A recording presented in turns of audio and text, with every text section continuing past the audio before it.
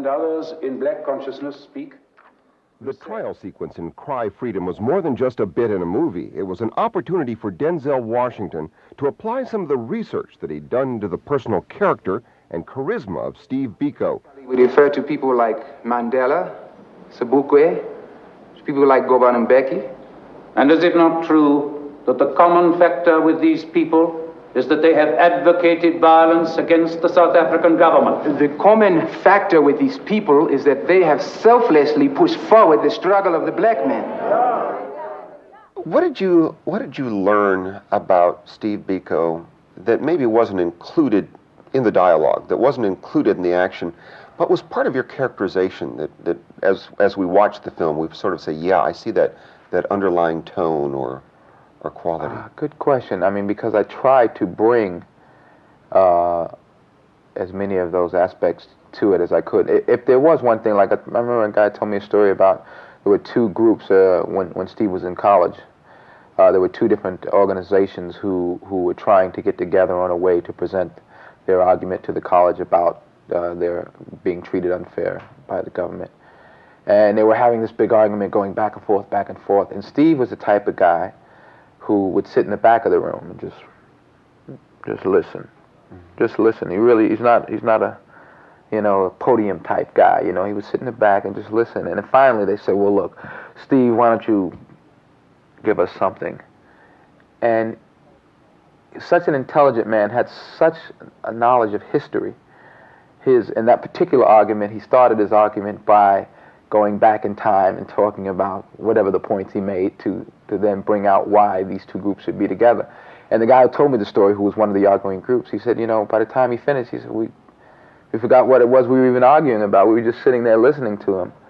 And there was an opportunity to bring that aspect of his personality, but there wasn't a specific scene like that in the film. I guess did you get the impression that he was able to win crowds by the power of his speech or by the power of his mind in the argument?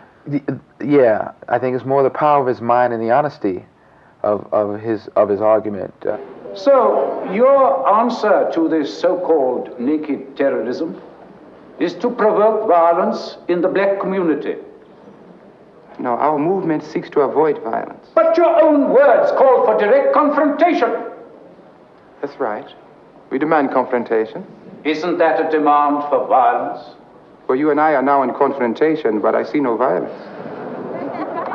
Basically, what he was about was making people feel better about themselves, trying to build up their self-esteem, trying to get them to get interested or reinterested in their own culture and their own history that they weren't allowed to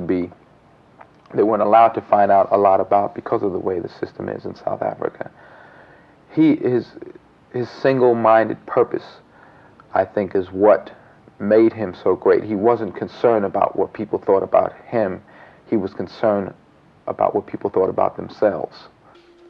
If you do survive, you grow up in these streets, these houses. Your parents try, but in the end, you only get the education the white man will give you. Then you go to the city to work or shop, and you see their streets, their cars, their houses, and you begin to feel there is something not quite right about yourself, about your humanity. Something to do with your blackness. Because no matter how dumb or smart a white child is, he is born into that world. But you, the black child, smart or dumb, you are born into this. And smart or dumb, you'll die in it.